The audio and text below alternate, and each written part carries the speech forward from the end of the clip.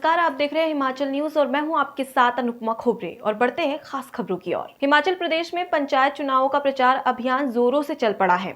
जिला परिषद के 2 बार सदस्य रह चुके और 1 बार जिला परिषद के उपाध्यक्ष रहे होशियार सिंह ठाकुर एक बार फिर से चुनावी रणभूमि में कूद पड़े हैं। होशियार सिंह ठाकुर ने पत्रकारों से रूबरू होते हुए कहा कि उनका परिवार लंबे अरसे से लोगों की सेवा कर रहा है। जब वह जिला परिषद के अध्यक्ष थे तब उन्होंने अपने वार्ड और पूरे जिले में सड़कों के किनारे लोगों को बैठने के लिए शेड, शौचालय, स्कूल में वाटर कूलर और पंखे लगवाए।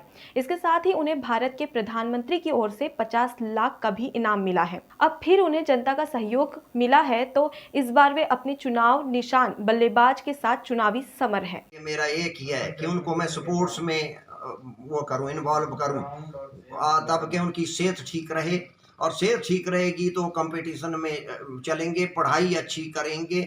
और मेरा युवाओं से एक अनुरोध और भी है कि नई टेक्नोलॉजी आ गई है, जिस टेक्नोलॉजी के हिसाब से आप पढ़ाई करेंगे, हम उनके लिए जैसे स्कूलों में कंप्यूटर देने की बात है, नेट फैसिलिटी देने की बात है, इसको हम अमली जामा ग्रामीण के क्षेत्रों में पहुंचाएंगे।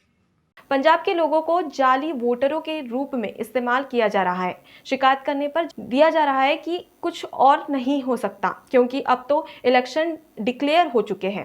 ये बात नैना देवी विधानसभा के विधायक रामलाल ठाकुर ने स्वारघाट में पत्रकारों से बातचीत में कही। रामलाल ठाकुर ने कहा कि पंचायत चुनावों के मद्देनजर लोगों को भ्रमित करने के लिए भाजपा प्रवक्ता रणधीर शर्मा अब झूठ की राजनीति में उतर गए हैं। रामलाल ठाकुर ने स्वाहन कटीरण पंगवाड़ा सड़क का हवाला देते हुए कहा कि इस सड़क निर्माण के लिए चहेते ठेकेदारों को लाभ पहुंचाने के लिए प्रवक्ता के इशारे पर ठेकेदार ने बिना फॉरेस्ट क्लियरेंस के ही काम शुरू करवा दिया है और जब तक ऑब्जेक्शन लगा तब तक कागजों में दर्ज आंकड़ों के अनुसार इस सड़क पर 70 लाख की राशि खर्च की जा चुकी थी। कुल्लू में बीडीसी के लिए सुचेहन वार्ड से नारायण चौहान उतरे हैं। बता दें कि सैंज घाटी के युवा नारायण सिंह चौहान, जिनकी पहचान एक क्रांतिकारी समाजसेवी के रूप में की जाती है। चौहान का मानना है कि इलाके को पर्यटन की दृष्टि से विकसित करने की आवश्यकता है, जिससे यहाँ के युवाओं को घर पर ही रोजगार मिल पाएगा। नारायण सिंह चौहान का कहना है कि अगर वे जीतते हैं तो यहाँ के हर गाँव में पक्की नालियाँ और रास्तों का निर्माण करेंगे। मुझे जो है मेरा चुनाव चिन्ह जो है हारमोनियम है और सीरियल नंबर 6 पर मेरा चुनाव चिन्ह होगा। उस पर जो मोहर लगा के मुझे कामयाब बनाए।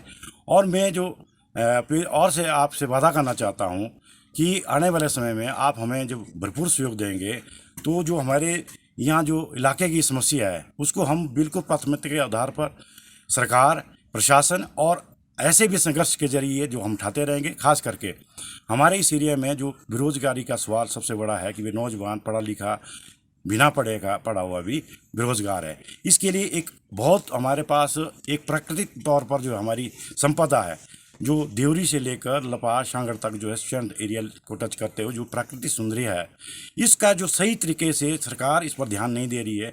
हम चाहते हैं कि पर्यटन की दृष्टि से इसको प्राथमिकता के आधार पर सरकार नोटिफाई करे और हमारा संघर्ष रहेगा।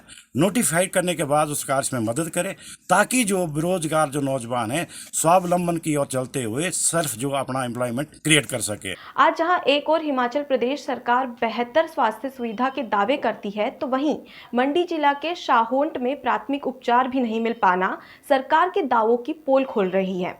बता दें, उप स्वास्थ्य केंद्र में पिछले कई महीनों से कोई भी कर्मी कार्यरत नहीं है। लोगों को अपने प्राथमिक उपचार करवाने के लिए 35 किलोमीटर दूर करसोग जाना पड़ रहा है। इस पंचायत की कुल जनसंख्या 4000 के करीब है।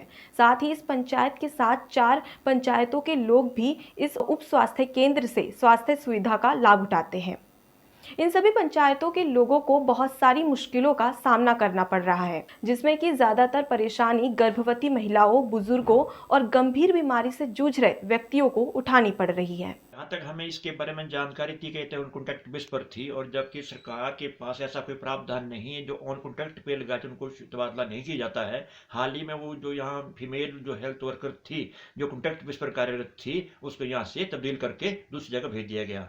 हम चाह रहे हैं कि सरकार से आगाह कर रहे हैं कि इसको जल्दी से जल्दी पोस्ट को फिलअप किया जाए ताकि यहाँ के लोगों को स्वास्थ्य की सुविधा मिले।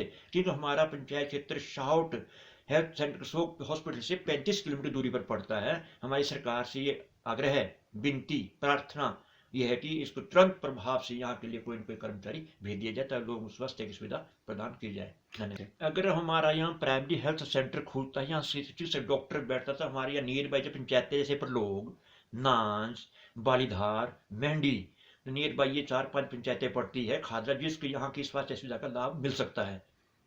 ओके, देना चाहेंगे कोविड-19 के रहने के हम यही चाहेंगे लोग आपस की दूरियां बनाए रखें और सावधानी बरतें। इसमें डरने की कोई बात नहीं, अब ये नॉर्मल बातें हो सकता है सरकार के माध्यम जल्दी से जल्दी का वैक्सीन तैयार करने की जो बात चली हुई है, तो यहाँ तक भी ये चीज़ें उपलब्ध हो जाए। धन्यवाद। धन्यवाद।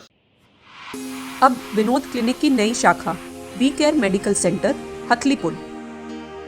यहाँ doctor Vivek Sharma MD medicine द्वारा डायबिटीज, गठिया, हड्डियों की बीमारियां और अन्य मेडिकल प्रॉब्लम्स का इलाज किया जाता है। यहाँ continuous glucose monitoring, Doppler scan, diet planning, foot care clinic इत्यादि जैसी सुविधाएं उपलब्ध हैं। यहाँ पर डॉक्टर मनजोत एमडी स्किन द्वारा हेयर ट्रांसप्लांट सर्जरी, पुरुष स्तन घटाव की सर्जरी, लाइपोसक्शन और लेजर द्वारा अनचाहे बाल हटाना, फुलबेरी का इलाज और टैटू रिमूवल भी किया जाता है। वी केयर मेडिकल सेंटर हथलीपुल, जिला हमीरपुर, हिमाचल। 9805054455। पूरे देश में प्रतिवर्ष 12 जनवरी को स्वामी विवेकानंद की जयंती एबीवीपी पूरे हर्षोल्लास से मनाता है, जिसमें विभिन्न प्रकार के कार्यक्रमों का आयोजन करवाया जाता है। लेकिन कोरोना महामारी के चलते केंद्रीय विश्वविद्यालय धर्मशाला इकाई एक छोटे स्तर का क्रिकेट टूर्नामेंट आयोजित करने जा रही है। एबीवीपी अध्यक्ष वैभव खरवाल ने बताया कि ये टूर्नामेंट 9 जनवरी से 12 जनवरी 2021 तक चलेगा। स्वामी विवेकानंद जी की जयंती 12 जनवरी को हर साल अखिल भारतीय विद्यार्थी परिषद के द्वारा राष्ट्रीय युवा दिवस के उपलक्ष्य पर राष्ट्रीय युवा पखवाड़ा का आयोजन किया जाता है। इस प्रकार इस बार भी पूरे प्रदेश भर में विभिन्न प्रतियोगिता करवाई जा रही हैं। पूरे देश भर में विभिन्न प्रतियोगिता, भाषण प्रतियोगिता, खेलकूद प्रतियोगिता करवाई जा रही है। उसी उपलक्ष्य पे कोरोना काल को मद्देनज़र रखते हुए उसके अंतर्गत नियमों का पालन करते हुए केंद्रीय विश्वविद्यालय अखिल भारतीय विद्यार्थी परिषद इकाई भी क्रिकेट टूर्नामेंट का आयोजन करने जा रही है। तो इस टूर्नामेंट पे इस टूर्नामेंट का प्रारूप सुपर 7 के रूप में रहेगा, जिसमें 7 ओवर और 7 ही खिलाड़ी होंगे और पर इनिंग 7 ओवर ही होंगे।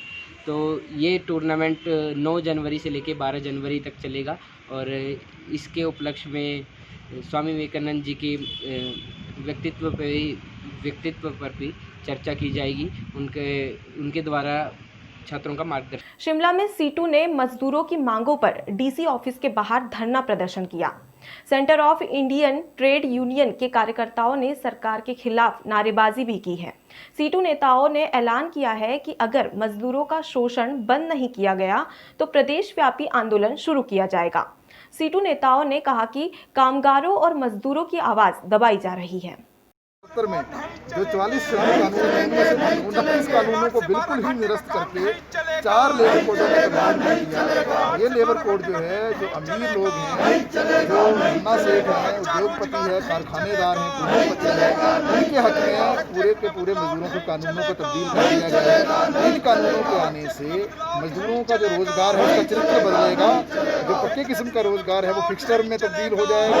8 घंटे की ड्यूटी 12 घंटे में तब्दील हो जाएगी। इसके साथ साथ जो पीपीएफ जैसे कानून में जो सुविधाएं मजदूरों को मिलती हैं उसमें कटौती हो जाएगी। एसआई की सुविधाओं में कटौती हो जाएगी और जो ठेका प्रथा उसको जो है बोलबाला उसका ज़्यादा हो जाएगा।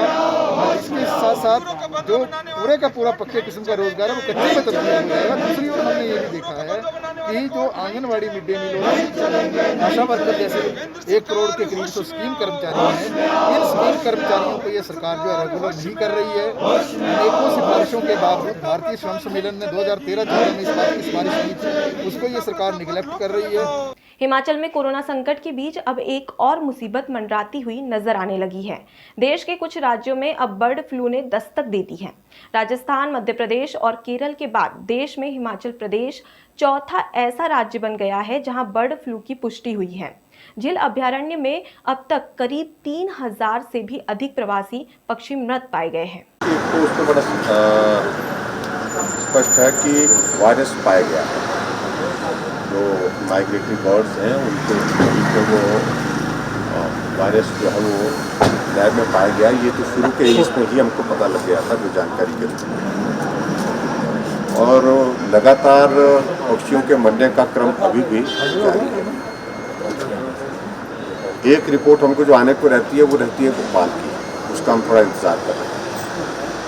कल मैं कांगड़ा जा रहा हूँ, कल वहाँ लोकल एडमिनिस्ट्रेशन के साथ, डिस्ट्रिक्ट एडमिनिस्ट्रेशन के साथ हम कोविड पर भी मीटिंग करेंगे, रिव्यू करेंगे और उसके साथ पर्टिकुलरली इसी सारे विषय को लेकर के वहाँ पर डिटेल में बातचीत करूँगा और सारी रिपोर्ट्स, सारी वहाँ पर क्या किस प्रकार से तैयारी चल रही है, किस प्रकार से अभी तक हमने ये है कि उस सारे एरिया को जो है उसको हमने रोका है। बाकी पशुओं को वहाँ जाने से, आदमी को जाने से लगभग जो एरिया जो 10 किलोमीटर के एरिया में हमने जो है सर्विलेंस रखी है उसमें कि वहाँ कम से कम जो है वो हम कोशिश करें कि वहाँ ज़्यादा लोग ना जाएं, पशु ना जाएं, जानवर ना जाएं, इस दृष्टि से हमने वो कोशिश की है। फिलहाल के लिए इतना ही। खबरों में बने रहने के लिए देखते रहिए हिमाचल न्यूज़। नमस्कार। अब विनोद क्लिनिक की नई शाखा वी केयर मेडिकल सेंटर हथलीपुल। यहाँ doctor Vivek Sharma MD medicine द्वारा डायबिटीज, गठिया, हड्डियों की बीमारियां और अन्य मेडिकल प्रॉब्लम्स का इलाज किया जाता है। यहाँ continuous glucose monitoring, Doppler scan, diet planning, foot care clinic इत्यादि जैसी सुविधाएं उपलब्ध हैं। यहाँ पर डॉक्टर मनजोत एमडी स्किन द्वारा हेयर ट्रांसप्लांट सर्जरी, पुरुष स्तन घटाव की सर्जरी, लाइपोसक्शन और लेजर द्वारा अनचाहे बाल हटाना, फुलबेरी का इलाज और टैटू रिमूवल भी किया जाता है। वी केयर मेडिकल सेंटर हथलीपुल, जिला हमीरपुर, हिमाचल। 9805054455